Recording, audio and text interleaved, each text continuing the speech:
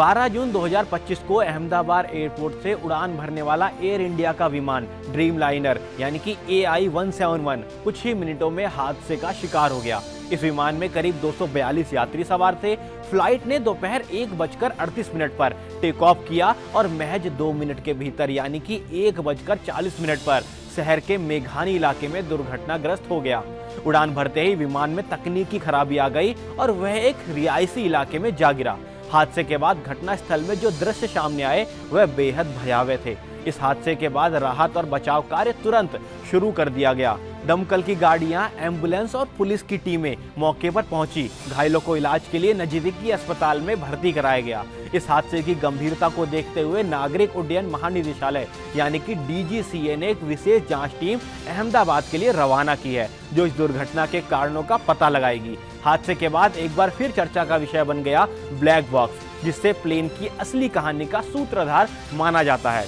कहा जा रहा है कि ब्लैक बॉक्स ही है जिसकी मदद से असली वजह सामने आएगी। तो चलिए जानते हैं कि क्या है ये ब्लैक बॉक्स। ब्लैक बॉक्स असल में एक रिकॉर्डिंग उपकरण होता है जिसे तकनीकी भाषा में फ्लाइट डेटा रिकॉर्डर यानी कि FDR और कॉकपिट वॉइस रिकॉर्डर यानी कि CVR कहा जाता है। यह डिवाइस विमान की उड़ान के दौरान हर छोटी बड़ी जानकारी रिकॉर्ड करता है। FDR में प्लेन की ऊंचाई, रफ्तार, दिशा, इंजन की स्थिति और नियंत्रण सिस्टम के मूवमेंट्स रिकॉर्ड होते हैं, जबकि CVR में पायलट और को पायलट के बीच हुई बातचीत कॉकपिट में और कोई चेतावनी या अलार्म की आवाजें रिकॉर्ड होती हैं।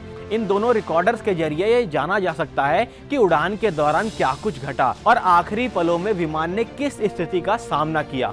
एक दिलचस्प बात यह है कि ब्लैक बॉक्स का रंग काला नहीं बल्कि चमकीला नारंगी होता है। यह रंग इसलिए चुना गया ताकि दुर्घटना के बाद मलबे के बीच में भी इसे आसानी से खोजा जा सके। लेकिन फिर भी इसे ब्लैक बॉक्स ही कहा जाता है क्योंकि शुरुआत में यह काले रंग का हुआ करता था और इसका नाम का चलन वहीं से आया। ब्लैक बॉक्स को इस तरह डिजाइन किया जाता है कि यह किसी भी भीषण हादसे को झेल सके। यह 1100 डिग्री सेल्सियस तक की आग में भी सुरक्षित रह सकता है और समुद्र में 6000 मीटर तक की गहराई में भी।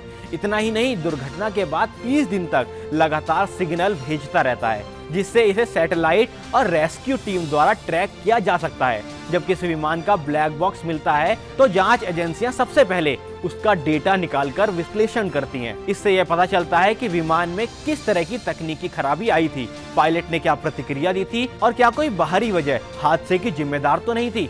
ब्लैक बॉक्स के अलावा विमान के अन्य हिस्सों की भी फॉरेंसिक जांच की जाती है, जैसे कि इंजन, विंग्स, कंट्रोल सिस्टम और फ्यूल टैंक, ताकि यह सुनिश्चित किया जा सके कि कहीं किसी तकनीकी गड़बड़ी या मैनेजमेंट में लापरवाही तो नहीं हुई थी।